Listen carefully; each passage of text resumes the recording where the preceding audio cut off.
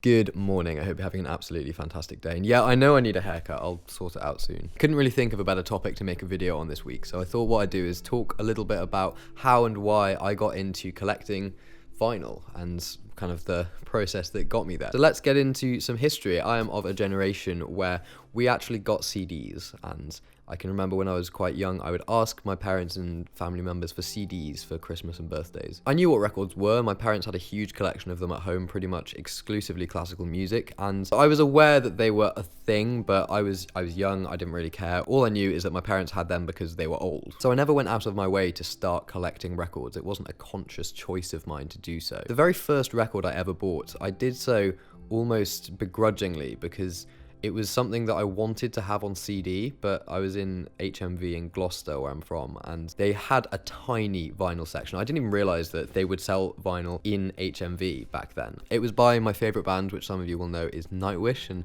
it's back in a time when I looked a little bit like that, you know, like a massive twat. Well, a slightly larger twat than I probably look like now. Anyway, that record was this, and it was a single of Bye Bye Beautiful by Nightwish. So this, for anyone who's interested, is the first record I ever bought. I was probably anywhere between 11 and 13. Maybe I was 12, I don't know. I was young anyway. I was too young to really understand records properly, and I only bought this because it was there and they didn't have anything else by Nightwish in the shop, and I was kind of feeling like I'm a huge fan and I just have to get something by them. Actually, no, that was like 50% of the reason. The other was because on the side B of this record, it's got a song called Escapist, which is like a fucking brilliant Nightwish song. And you have to sort of understand the context of the time I was in. It's weird talking about this as if I'm like an old man, like back in my day, but this was before streaming was a thing. Like, I say that, Spotify might have been in the early stages of it. I can remember when Spotify first came out. It was free. All you had to do was invite your friends to download it. But this was at a time when it wasn't so easy to just consume music. You know, YouTube didn't have whole albums just uploaded to YouTube. It was a strange world, I guess. I mean, it wasn't strange at all, it was fine, but yeah, they didn't have any CDs of Nightwish when I went, and I saw this. I can still remember exactly how much it cost. It was $8.99, and I can remember when I went home, my older brothers gave me so much shit for buying it, because they were like, you just spent the amount that I would spend on an album on like 2 songs. Like, yeah, I can remember it being $8.99 and spending a little bit of my pocket money on it, and yeah, it was great. And it was a picture disc as well, which in my naivety back then, I thought made it super cool, but actually it just means it sounds like absolute shit. So that's side A with Bye Bye Beautiful on it, and then side B is like that. It's got The Poet and the Pendulum demo version and Escapist, which is the real reason I got it. I think the Bye Bye Beautiful is a little bit of an overrated Nightwish song, if I'm honest. I'm not that keen on it. Oh, and if you're wondering why I said that picture discs sounded like shit, it's because the grooves are really shallow. So with a regular vinyl, you've got a big puck of polyvinyl chloride, which is squashed in a press, and then the A-B side stampers kind of not engrave, that's the wrong word, but yeah, they just press the sort of negative shape of the grooves into that, and there's a certain thickness that's optimal for like better sound quality. I mean, the deeper the groove, the better it's going to sound that's a very sort of layman's way of saying it, which is one of the reasons why 180 gram vinyl is somewhat preferable to lighter versions of it, because it's thicker so the grooves can be deeper. Also, it'll withstand more plays and won't warp or get damaged as easily as time progresses. But with a picture disc, what they do is they have their record and they put an image under it, and then they have a very thin layer of completely clear vinyl on top, and that thin layer is what gets pressed down on, which basically means that you have very, very shallow grooves, and it massively ups the noise floor of the record. So just spinning it before the music plays, you'll kind of hear a load of sort of sound. But anyway, I thought it was super cool because it was a picture disc, and I had like a nice photo of them there, and I can remember the very first time using my parents' record player to play it, and it being quite sort of intriguing, this weird process.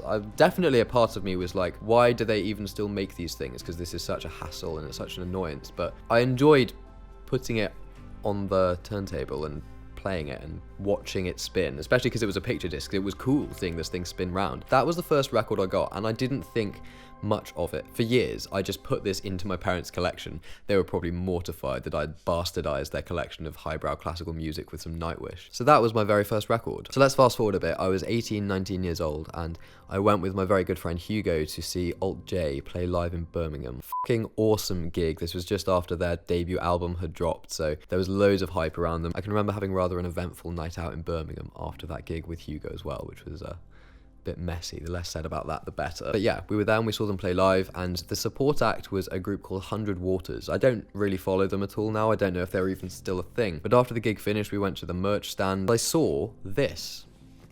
Very nice album art, don't you think?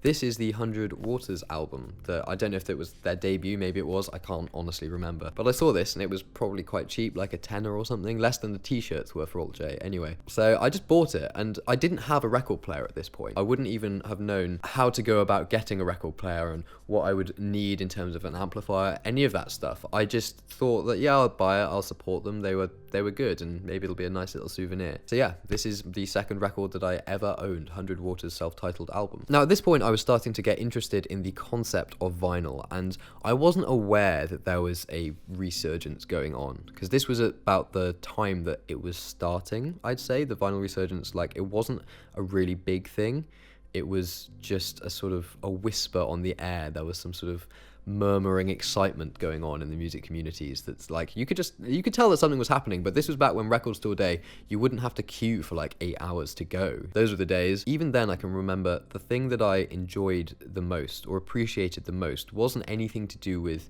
like the quality of the audio that you get when you spin a record. It was because the artwork just looked so nice. Like, I had never seen artwork properly, and that's one of the reasons that I love vinyl. In many ways, I'd say that trumps any appreciation I have for an improved sound quality, whether or not you believe that that's the case. I mean, I hate people who argue about whether or not vinyl sounds better than other things. It's just like, shut up. Not that I'm saying audio quality isn't important, of course it is, but it's just a frustrating. It's like when you listen to an Android fan and an Apple fan, like, just having at each other about things that they're both convinced they are the total authority on, and it's just like, oh, just leave people alone, let them be happy. But yeah, it's the artwork. It's the fact that you have, 12 square inches of art, and I just loved that. And I'd only ever seen artwork on a CD, and you kind of just disregard it. You don't properly look at artwork if it's on a CD because it's a bit too small, and then if you got an iPhone or an iPod, you'd pay even less attention to the artwork. It would be such an inconsequential thing. And I can remember just seeing like this album cover, and just, that's the back, this album cover, and just like being not like in awe, that sounds a bit over the top and pretentious, but just like enjoying the fact that my eyes had so much to take in, that I could scan over it and notice the little details. And so much thought goes into creating album artwork. I can remember just having so much sudden appreciation for the visual side of it, and I loved looking at artwork like that. And then that made me think about albums that I'd had in the past and want to see what that art looked like if it was that size as well. So I'd say that's the first time that it really piqued my interest, the idea of records and buying records in this, old-fashioned and outdated and super inconvenient medium. And the next thing that happened is that I realized how cheap it was. Now, it's probably not quite like this anymore because everyone knows that vinyl's a big thing again, but I can remember going into Cheltenham with my friend Will, and we just wandered around every charity shop in like the centre of Cheltenham and just raided the bins that they had in those places. There'd be 2 or 3 massive crates of records next to each other, and the prices would be, on one crate it would be like 50p each, the next one would be £1 each, and then the next one would be £1.50 each for like huge box sets. So we just like went a bit mad. We ended up coming home with just like bags and bags of these records. A lot of it was classical music. I mean, to use, classical music, there was some Baroque music, romantic music, early music, but I love all that music. So this was kind of great. It was like people thought that these records were worthless because it was a load of old choral music, but it was just like, I was a chorister. I fucking love old choral music. Though I still need to get myself a copy of Duruflé's Requiem, so if anyone wants to send one of those to me, just like DM me or something. It wasn't all classical as well. I can remember being astounded at just how much Shirley Bassey there always was in these bins. Got some Rick Astley, some Simple Minds, The Sound of Music soundtrack, and like this weird record called Scott's Wahey. Look at that, who wouldn't want to own this? This is a great record to play the morning after a party if you want to wake people up and get them to fuck off out of your house. Anyway, so we raided all these charity shops, and that was when I sort of felt the first sort of bit of allure into the whole record collecting thing, because suddenly I was like, I have all of this music and some of it's incredible. It cost me like no money, and I don't need to worry about it disappearing one day. If my entire iTunes library gets deleted or if my computer dies, I've lost everything that's on there. But with this, I don't have that risk. It's just something that I can just put on, and then I can remember just enjoying the process of it. It was a strange thing to try and describe to someone, especially someone who, if you aren't into record collecting, then that's there's nothing wrong with that. That's absolutely fine. But if it's something that doesn't pique your interest even a little bit, then it's hard to describe why it is so sort of satisfying to have some music that you love so much, that means something to you, and then to be able to literally hold it and take care of it. It's like looking after something you love. I mean, that's a very strange, probably again pretentious and over the top thing to say, but you know, when I get a record by an artist or like an album that I have loved for years and years and years,